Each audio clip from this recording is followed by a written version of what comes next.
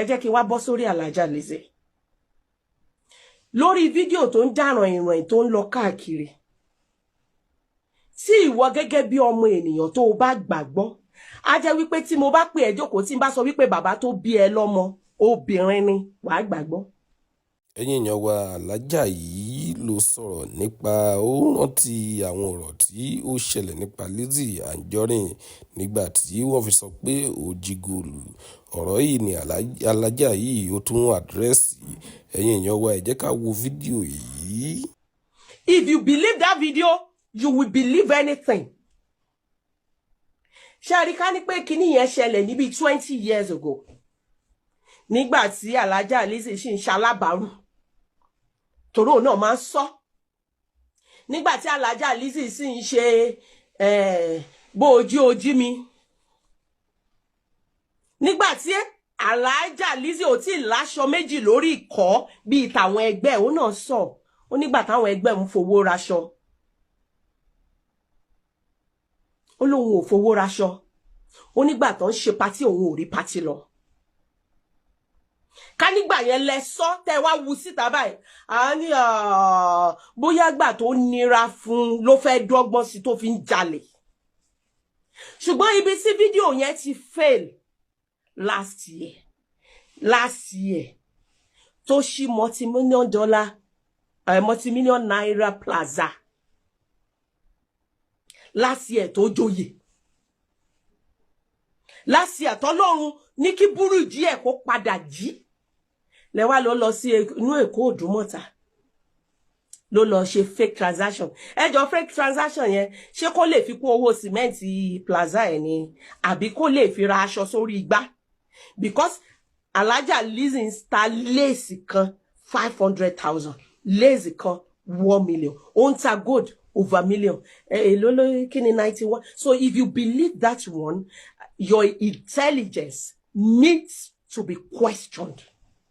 Ó yẹ ká béèrè wípé ṣé o lọ́pọlọ ṣá. Do you understand what I'm saying? We all know wípé set up ni. Now look at this analysis. Eléyàn ṣe fake alert ní last year 91,000 ẹ ló lọ.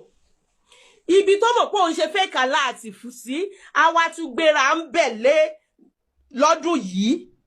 A tún gbéra ń bẹ̀. A tún gbéra forí lébẹ̀ a tún lóun fẹ́ lọ rajà. Ṣé tó bá ń dì í? Òun ga ní kan má di òun. Ẹ wá ní ó fi nose mask bomú lẹ́ni tó jẹ́ pé lójú wa níbí. Mi nítorí wípé ó ṣe fracas, mi nítorí pé ó ń búyàn lọ sórí orí page ẹ̀. Bóyá máa rí báàgì tó wó mi lè ká, àbí máa rí aṣọ lábọ́dé tí owó mi lè ká lọ́jọ́ kan. Ni mo ṣe máa ń lọ wò láti wo àwọn aṣọ àti bàtà àti bag.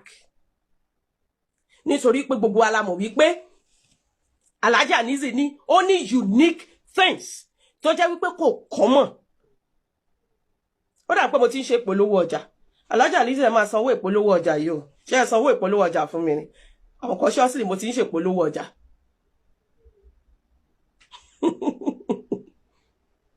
Bí mo ṣe ń sọ lọ, we all know she has unique things. That is why most of us that are not into fracas tá ṣe máa ń lọ sórí page a fẹ́ lọ fojú lóúnjẹ. Ìgbà mi òun gan wọ style mi tá máa wò pé ọmọ janchala yìí. Lady janchala tó rí lẹ́pàlẹ́pà yìí. Kò ṣáà ní pààyàn. Tó bá wọ simple material lásán wá tún máa wò pé àbí kì í ṣe material yìí. So that is why most of us do go to our page to go and fún ojú lóúnjẹ. Ká dẹ̀ lọ wò bóyá a lè ra bàrà aṣọ àbí bag. Do you understand what I'm saying? Now, we realize she's okay. Now, in the course of pé bá ṣe ń wò, ẹ̀yin gan mọ̀ ìgbà míì, ó sì ṣe ní ìjẹta àbí ìjẹrin. Tí n bá ti rí notification pé Lizzy mà ní Alhaja Lizzy tuntun fi báàgì àtàjọ hàn. Ẹ rí, òun fún rẹ̀ tó bá fẹ́ nu báàgì, tó bá fẹ́ clean àwọn báàgì yẹn, tó bá lóun fẹ́ clean holster, ó máa wọ glove. Ẹ padà sórí page ẹ lọ wò. Á wọ glove. Ìgbà míì á bo imú, even on live chat. Ìgbà míì tó bá wá ti ń sọ̀rọ̀ tó bá ti ka lára, á yọ nose mask yẹn àbí kíní kan, á yọ sísàlẹ̀ báyìí. Ẹ lọ wò. èèyàn ń parọ́ ká má ṣe sọ wípé ẹni tó ń lọ sínú Highland Èkó Òdùmọ̀tà níbi tí dust wà níbi tá ti máa fẹnu kóra wa lẹ́nu tá ti máa tutọ́ síra wa lẹ́nu. See the way she dressed casually.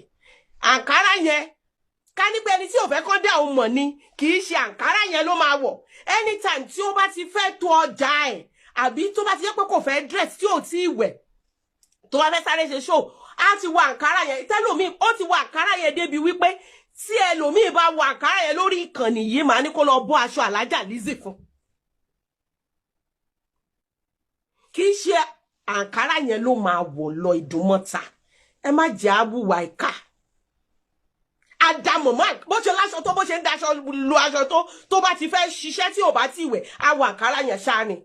Ọjọ́ kan mo fẹ́ kọ̀mẹ́ǹtì pé mo ì máa wá gba àǹkárá yìí tí màá dáná sun àmọ́ torí bóyá torí pé ó dẹ̀ fúyẹ́ náà ẹni tó ń lọ ní ọjà tó wò wípé ibi tó ń lọ ó láìkìlì káṣọ ń dọ̀tí ó láìkìlì kí òun faṣọ kọ́ nǹkan òun ló ṣe wọ àǹkárá yìí ó dẹ̀ fi nose mask ṣé ó lo àgọ̀ ni kò lo àgọ̀ glasses tó ń lò tẹ́lẹ̀ gan kò sí lójú ẹ̀ ẹ wá ní ó fi nose mask ṣé nose mask náà fi ń disguise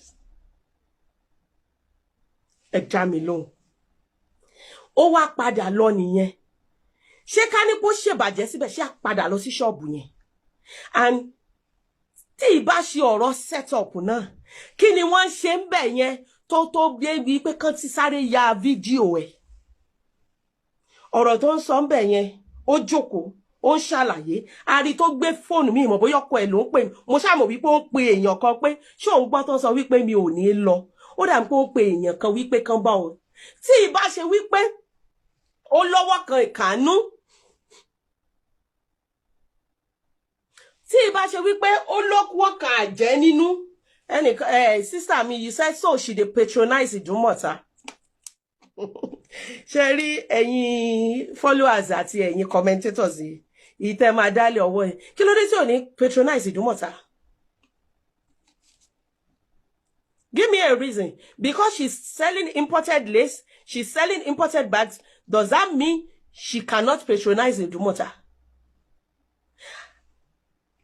Madam Obanla, wọ́n lọ China láìpẹ́ yìí. Mo ń gbọ́ tí ìyá Ìbàdàn sọ wípé àwọn fi owó ránṣẹ́ sí Madam Obanla kó bá wọn ra ọjà bọ̀.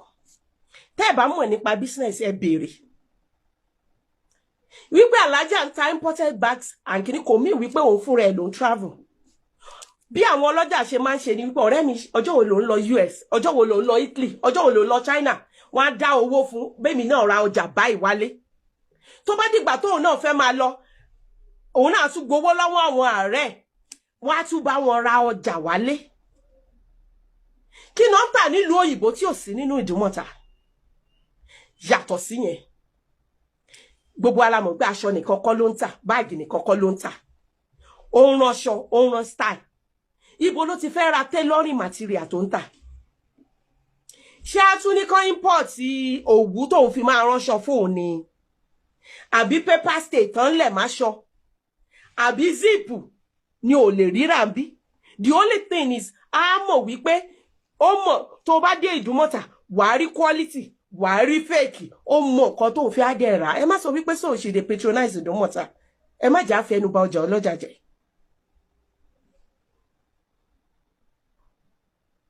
Where can she go?